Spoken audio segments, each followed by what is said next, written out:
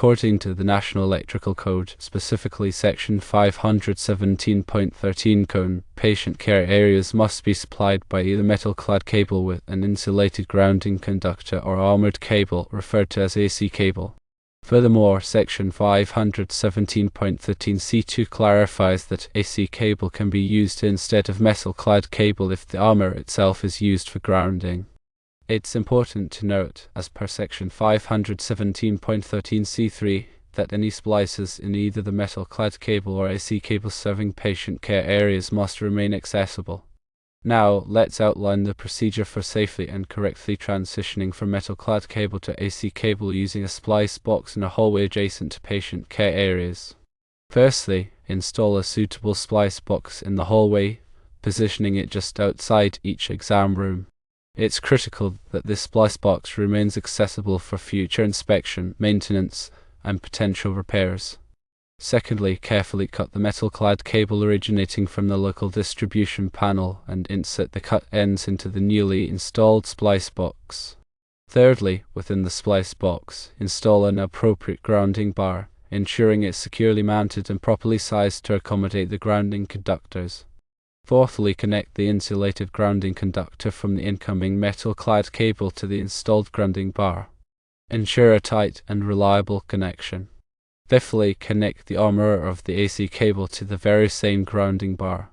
This establishes the required grounding path through the armor of the AC cable. Sixthly, splice the individual circuit conductors from the metal-clad cable to the corresponding circuit conductors within the AC cable. Use appropriately sized and rated connectors suitable for the wire gauge and application. Seventhly, use an insulated splice connector specifically designed for grounding conductors to join the grounding wires, maintaining the integrity of the grounding path. Eighthly, securely fasten all cables entering and exiting the splice box using appropriate cable clamps.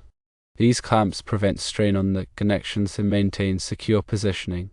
Ninthly, run the AC cable from the splice box into the exam room, extending it to the location of the receptacles. Tenthly, terminate the AC cable at the receptacles using grounding type connectors.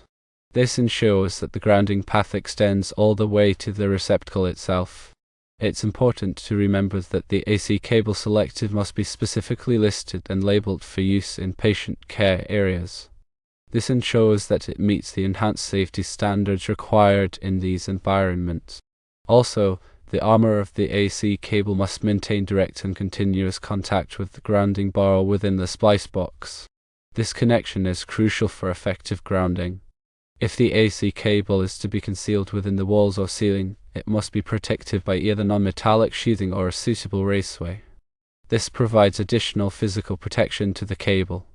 It is worth mentioning that the same method can also be applied to circuits that supply dedicated portable equipment used in patient care areas, as outlined in National Electrical Code Section 517.18c.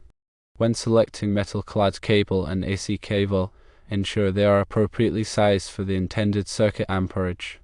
Consult the National Electrical Code Table 310.15b16 or other relevant tables to determine the appropriate conductor size based on the ampacity requirements and the insulation temperature rating.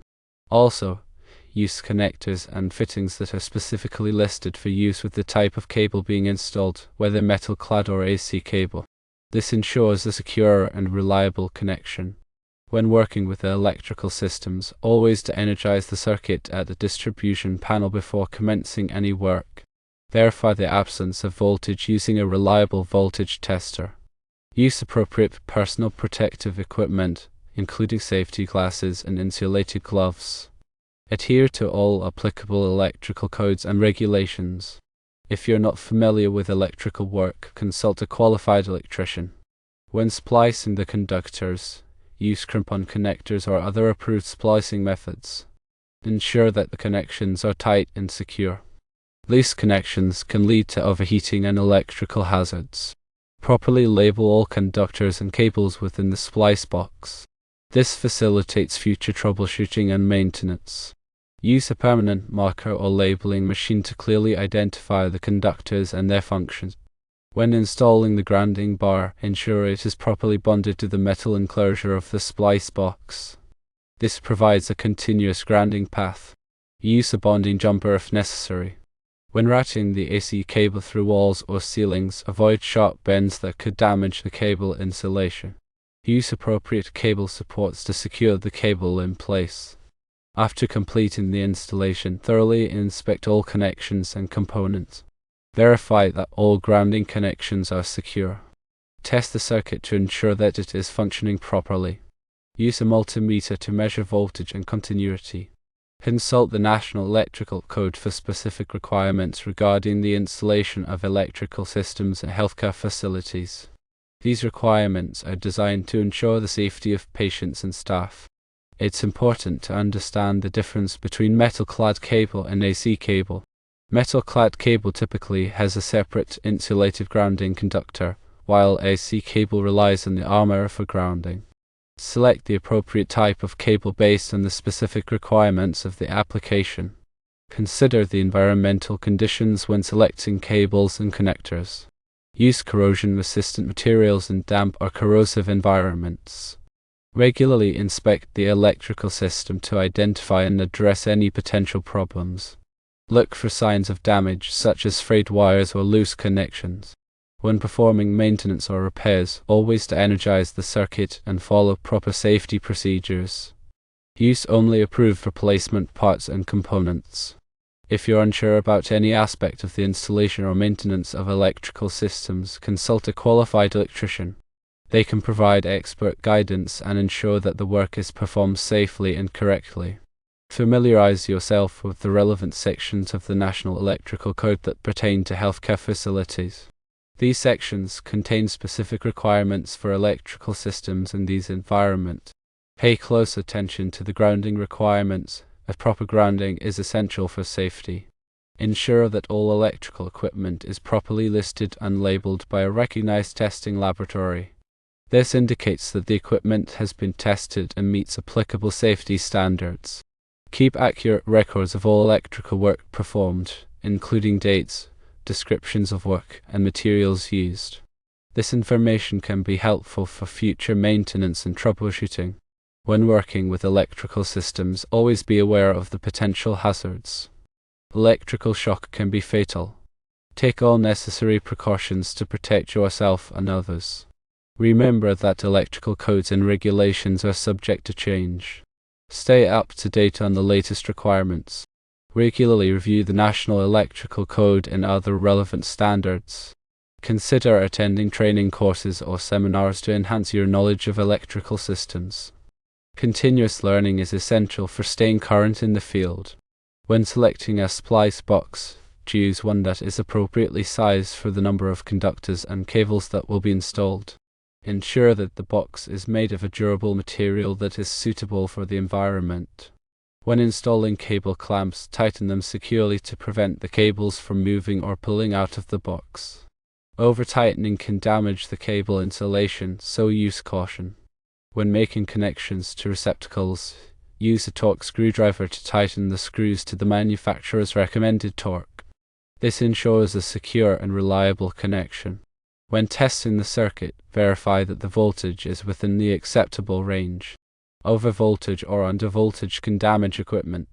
Use a ground fault circuit interrupter, also known as a ground fault circuit interrupter, protected receptacle in patient care areas to provide additional protection against electrical shock. Ground fault circuit interrupters trip when they detect a small amount of current leakage to ground. Consider using surge protection devices to protect sensitive electronic equipment from voltage surges. Surge protection devices divert excess voltage to ground. When installing electrical systems in patient care areas, coordinate with other healthcare professionals to ensure that the installation meets their needs and requirements. Consider the placement of receptacles and other electrical equipment to ensure that they are easily accessible and do not interfere with patient care. Regularly inspect ground fault circuit interrupter receptacles to ensure that they are functioning properly. Test them monthly by pressing the test button. Replace any ground fault circuit interrupter receptacles that fail to trip. When selecting electrical equipment for patient care areas, choose equipment that is designed for use in healthcare environments. This equipment is typically more durable and easier to clean. Avoid using extension cords in patient care areas, as they can create tripping hazards and increase the risk of electrical shock. If an extension cord is necessary, use a heavy-duty extension cord that is properly grounded. Never overload electrical circuits. Overloading can cause overheating and increase the risk of fire. Use a circuit breaker finder to identify the circuit breaker that controls a particular receptacle or lighting fixture. This can be helpful when troubleshooting electrical problems. When working with electrical systems, always be aware of the location of the main disconnect switch. This switch can be used to shut off power to the entire electrical system in an emergency. Develop an emergency plan in case of an electrical fire or other electrical emergency. Make sure that all staff members are familiar with the plan. Consider using a qualified electrical contractor to perform electrical work in patient care areas. They have the knowledge and experience to ensure that the work is performed safely and correctly. Review the electrical system regularly to identify any areas that need improvement. Make sure that the electrical system is properly maintained and up to code. Follow all applicable safety regulations when working with electrical systems. Safety is the top priority. Remember that electrical work can be dangerous. If you are not comfortable working with electrical systems, consult a qualified electrician. Taking all of these points into consideration will help ensure compliant and safe installation for patient care areas.